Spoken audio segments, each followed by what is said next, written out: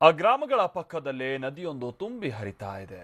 ಅನುದಾನವು ಹೊಳೆಯಂತೆ ಹರಿದು ಬಂದಿದೆ. ಆದರೆ ಜನರಿಗೆ ಮಾತ್ರ ಜೀವಜಲ ಅಮೃತವಾಗಿಬಿಟ್ಟಿದೆ. ಇಡೀ ದಿನ ಖಾಲಿ ಕೊಡ ಹಿಡಿದು ಹುಡುಕಾಡಿದ್ರೂ ಹನಿ ನೀರು ಸಿಗ್ತಾ ಇಲ್ಲ.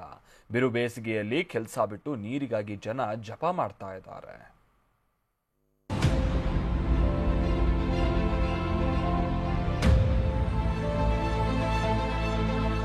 ಬಾಡಿ ಹೋದ ಮುಖಗಳು, ಸೊರಗಿ ಹೋಗಿರೋ ಖಾಲಿ ಕೊಡಗಳು. ಹನಿ ನೀರು ಸಿಗುತ್ತೋ ಇಲ್ವೋ ಗೊತ್ತಿಲ್ಲ, ಆದ್ರೂ ಸಾಕ್ತಾನೆ ಇರಬೇಕು. ಹಿಂಗ್ ಕೈಯಲ್ಲಿ ಖಾಲಿ ಕೊಡ ಹಿಡ್ಕೊಂಡು ಹೋಗ್ತಿರೋ ಇವರಿಗೆ ನೀರು ಸಿಗುತ್ತೆ ಅನ್ನೋ ಭರವಸೆ ಇಲ್ಲ. ಆದ್ರೂ ಕಿಲೋಮೀಟರ್ ಗಟ್ಟಲೆ ಹೀಗೆ ಅಲೆಯಲೇಬೇಕು.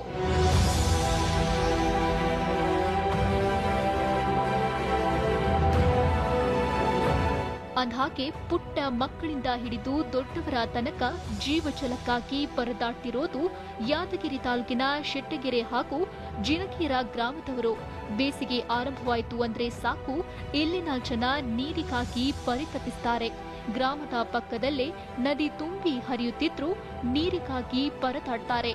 ಅಷ್ಟೇ ಅಲ್ಲದೆ ಸರ್ಕಾರ ಕೋಟಿ ಅನುದಾನ ಬಿಡುಗಡೆ ಮಾಡಿದ್ರೂ ಕೆರೆಗಳಿಗೆ ನೀರು ಹರಿಸುವ ಕೆಲಸ ಆಗ್ತಿಲ್ಲ.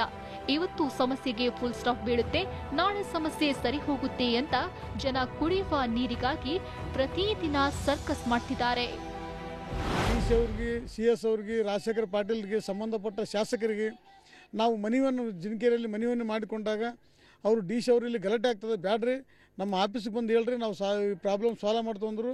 ನನಗನ್ಸಿದ ಮಟ್ಟಿಗೆ ಈ ಅಧಿಕಾರಿಗಳು ಮತ್ತು ನಮ್ಮ ಶಾಸಕರು ಆಗಲಿ ಮತ್ತು ಜಿಲ್ಲಾ ಉಸ್ತುವಾರಿ ಸಚಿವರಾಗಲಿ ಯಾರೇ ಆಗಲಿ ಏನಾದರೂ ಮಾಡಿ ಸುಮಾರು 6 ವರ್ಷದಂಥ ಪೆಂಡಿಂಗ್ ಇದ್ದಂಥ ಕಾಮಗಾರಿಯನ್ನು ಪೂರ್ಣಗೊಳಿಸಲು ದಯಮಾಡಿ ಅಧಿಕಾರಿಗಳಿಗೆ ಕೇಳಿಕೊಳ್ಳುತ್ತೇವೆ.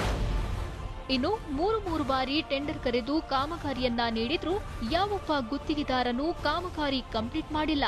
ಅರ್ಧಂಬರ್ಧ ಕೆಲಸ ಮಾಡಿ ನಾನವನಲ್ಲ ಅಂತ ಜೂಟಾಗ್ತಿದ್ದಾರೆ. ಇಷ್ಟೆಲ್ಲ ಆಗ್ತಿದ್ರೂ ಅಧಿಕಾರಿಗಳು ಕೂಡ ಈ ಆಟದಲ್ಲಿ ನಾವಿಲ್ಲ ಅಂತ ಕಳ್ಳಾಟ ಆಡ್ತಿದ್ದಾರೆ. ಈ ಬಗ್ಗೆ ಸ್ಥಳೀಯ ಶಾಸಕರನ್ನ ಕೇಳಿದ್ರೆ ಇನ್ನೇನು ಕೆಲವೇ ತಿಂಗಳುಗಳಲ್ಲಿ ನೀರು ಬರುತ್ತೆ ಅಂತ ಡೈಲಾಗ್ ಹೊಡಿತಿದ್ದಾರೆ. 1 ವರ್ಷದಿಂದ ಆಗಿದೆ, 9 ತಿಂಗಳು ನಡ್ಲಿಕ್ಕತ್ತಿದೆ. ಅದು 2 ವರ್ಷದ್ದೇನಪ್ಪ ಅಂದ್ರೆ ಟೈಮ್ ಬೌಂಡ್ ಇದೆ. ಈಗಾಗಲೇ ಭಾಳ ಭರದಿಂದ ಏನಪ್ಪ ಅಂದ್ರೆ ಸರ್ವೆ ನಡೆದು ಪೈಪ್ಗಳು ದಿನ ಒಂದು 10-20 ಲಾರಿ ಬಂದು ಪೈಪ್ಗಳು ಬೀಳ್ತಾ ಇವೆ. ಬಹುಶಃ ಇನ್ನೊಂದು 5-6 ತಿಂಗಳಲ್ಲಿ ಆಗ್ತದೆ. ದೊಡ್ಡ ಪ್ರಾಜೆಕ್ಟ್ ಇದೆ, 360 ಕೋಟಿ ರೂಪಾಯಿದು. ಆಗ್ತದೆ.